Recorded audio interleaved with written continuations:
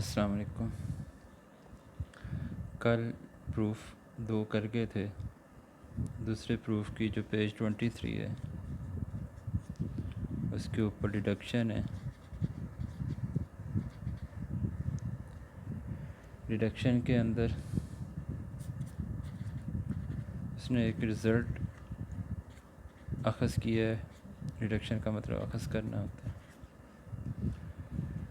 तो हम जो लास्ट टाइम प्रूफ करके गए थे वो था limit n approaches to infinity 1 + 1/n raise power n = v।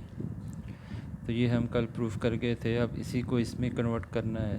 तो एक क्वेश्चन भी हमने किया था जिसमें हमने पुटिंग कर ली थी, वेरिएबल चेंज कर लिया था। यहाँ भी चेंज करने लगे, 1/n = x कर लें। तो as n approaches to infinity x approaches to 0। तो वहाँ आपसे बात हुई थी कि 0 को उल्टाओ इन्फिनिटी हो जाता है। तो आज इन्फिनिटी को उल्टा रहे हो, 0 हो जाएगा। तो n अप्रोच कर रहा है इन्फिनिटी को, n की जगह इन्फिनिटी रखो तो 1 और इन्फिनिटी क्या होता है, 0।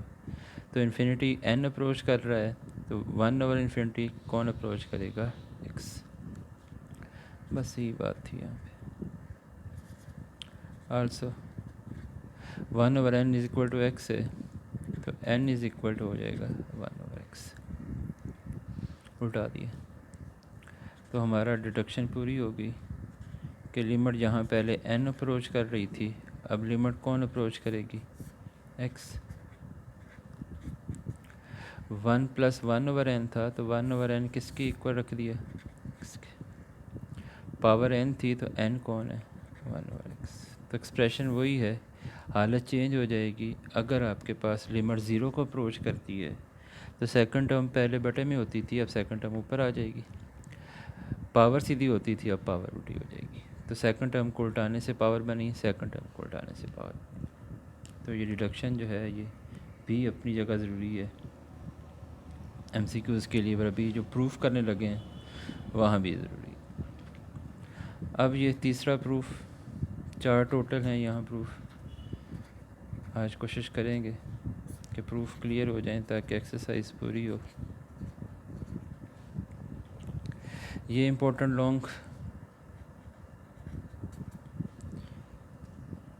पिछला भी लॉन्ग क्वेश्चन इम्पोर्टेंट था, 1 + 1/n वाला, और ये इम्पोर्टेंट है, उसी पेज के ऊपर है, पेज 23 पे। यहाँ भी स्टार्ट करते हैं। पुट करें y = ax - 1। तो जब कभी भी आप वेरिएबल चेंज कर लेते हो तो वेरिएबल चेंज करने से आपने सारा एक्सप्रेशन चेंज करना होता है।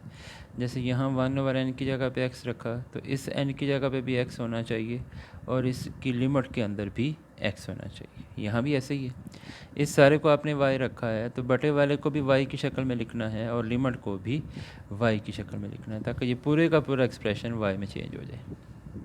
ये ना हो कि ये सारा y कर दो, ये x में पड़ा रहे। इसको सेट करो, ये माइनस है, इधर आकर प्लस हो गया। इसके बाद एक स्टेप जो है वो बुक पे नहीं किया हुआ, ये आपने अब कर लेना है। मैंने दोनों तरफ लॉग लेना था तो दोनों तरफ लॉग की बजाय लॉग बेस a ले लिया है, क्योंकि लॉग की बेस चेंज होती रहती है। अगर लॉग बेस 10 हो तो कॉमन लॉग होता है, अगर लॉग 10 के अलावा कुछ भी हो तो उसका सिंपल लॉग जो भी कर दो। कॉमन लॉग नाम जो है वो लॉग 10 का है। अगर मैं नीचे a ना लिखता तो ये लॉग 10 माना जाता, लॉग बेस 10। अगर नीचे कुछ लिख दिया है तो वो उसकी बेस a या b या जो भी है मानी जाएगी। स्पेसिफिकली a बेस क्यों ली है वो ज़रा समझने वाली बात है थोड़ी सी। आप जानते हो कि लॉग के अंदर फंक्शन की पावर शुरू में आ जाती है, तो ये x शुरू में आ गया। अब जो बेस है वही फंक्शन है तो इसका आंसर 1 होता है।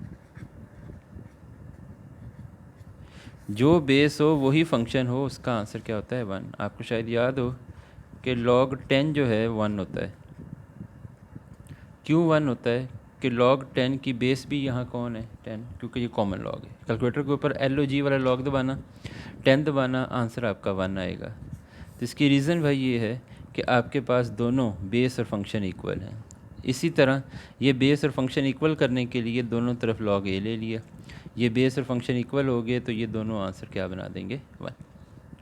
तो इस तरह से हुआ ये कि ऊपर वाला सारा एक्सप्रेशन भी y में चला गया, बटे वाला एक्सप्रेशन भी किस में चला गया y में। अब रह गई लिमिट। तो लिमिट के अंदर क्या सीन है कि एज x अप्रोचेस टू 0, सारा कुछ पहले x में था, अब सारा कुछ y में जा रहा है।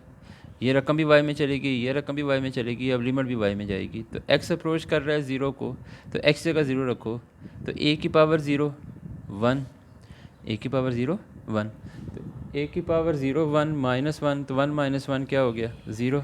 तो y भी किसको अप्रोच करेगा 0 को। तो ये आपके सारे क्वेश्चन की फॉर्मेशन चेंज हो गई। जो रकम पहले आपको x में नज़र आ रही थी, अब वही सारी रकम किस में नज़र आ रही है y में। ऊपर वाले एक्सप्रेशन को y रखा, दोनों तरफ सिंप्लीफाई किया, दोनों तरफ log ले लिया, बेस इक्वल रखने के लिए ताकि ये दोनों कट जाएं, दोनों तरफ बेस a ली, ताकि log a और a ये दोनों कट के log जान छोड़ देगा, पीछे कौन रहेगा x, क्योंकि हमें वैल्यू किसकी चाहिए थी x की। अब सारा एक्सप्रेशन चेंज हो गया।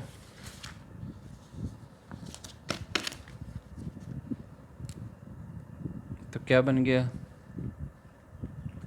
Limit x approaches to 0 ax minus 1 over x convert होके क्या आ गया, लिमिट y अप्रोचेस टू 0, ऊपर आ गया y और नीचे आ गया log a 1 plus y।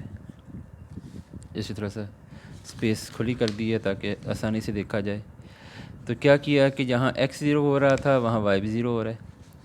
ax minus 1 को क्या रख दिया गया y, और नीचे सारी x की रकम को क्या रख दिया गया जो उसकी log a 1 प्लस y। तो यहाँ तक तो होगी सारी कन्वर्जन। अब लिख सकते हो ऊपर वाली रकम को बटे के बटे में लिख दो, ऊपर वाली रकम को जो पहला बटा है वो बटे के बटे में लिख सकते हो। अगर मैं इस 1 ओवर y को उल्टाना चाहूँ तो ऊपर जाकर y ओवर 1 हो जाएगा।